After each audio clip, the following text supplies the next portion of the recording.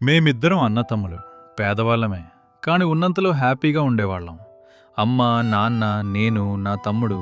చిన్న కుటుంబం, పెద్ద ప్రేమ. పెళ్లి చేసుకునేటప్పుడు నేను ఒకటే అనుకున్నాను, ఎవరైనా సరే మా అమ్మ నాన్నను, నా తమ్ముణ్ణి బాగా చూసుకోవాలి. ఆ ఆశతోనే పెళ్లి చేసుకున్నాను. ఒకరోజు బంధువుల పెళ్లికెళ్ళాం. అక్కడ మా పరిస్థితిని చూసి మమ్మల్ని చిన్నచూపు చూశారు.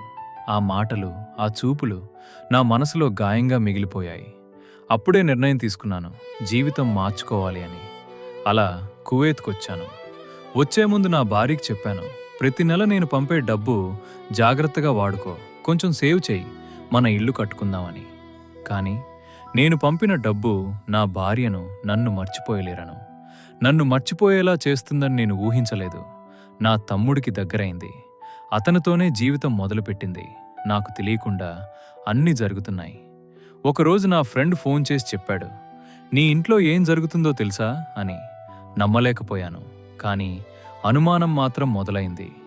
ఏం చేయాలో అర్థం కాక ఆమెను కువైత్కి పిలిపించుకున్నాను. వచ్చాక మళ్ళీ ప్రేమగా ఉండేది. కానీ నాకు తెలియకుండా నా తమ్ముణ్ణి ఇక్కడికి పిలిపించింది.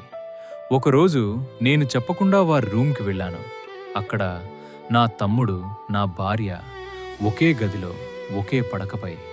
ఆ క్షణం నా గుండె ఆగిపోయినట్టు అనిపించింది. ఏం మాట్లాడలేక బయటికి వచ్చేశాను. ఆ రోజు జీవితం ఒక తప్పుతో పూర్తిగా మారిపోతుంది. నమ్మకం ఒక్కసారి పగిలితే అది మళ్ళీ ఎప్పుడూ మునుపటిలా ఉండదు. డబ్బు కోసం, తాత్కాలిక సుఖం కోసం తప్పు మార్గం ఎంచుకుంటే నష్టపోయేది ఒక్క వ్యక్తి కాదు, మొత్తం కుటుంబం. విదేశాలకు వచ్చేవాళ్ళు ఒక్క విషయం గుర్తుంచుకోండి, మీరు ఎందుకు వచ్చారో మర్చిపోకండి. మీ కుటుంబం కోసం, మీ భవిష్యత్తు కోసం. తప్పుదారి ఎంచుకుంటే దాని మూల్యం చాలా భయంకరం. నా తమ్ముణ్ణి వదిలేసి ఇంకొకరితో వెళ్ళిపోయింది.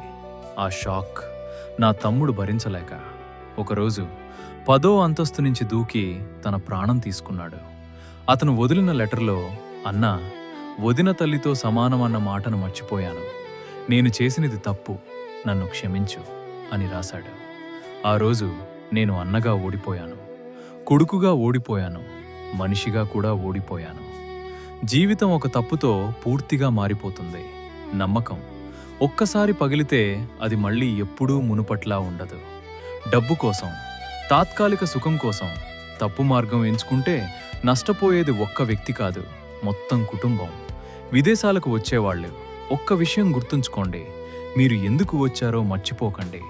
మీ కుటుంబం కోసం, మీ భవిష్యత్తు కోసం. తప్పుదారి ఎంచుకుంటే దాని మూల్యం చాలా భయంకరం.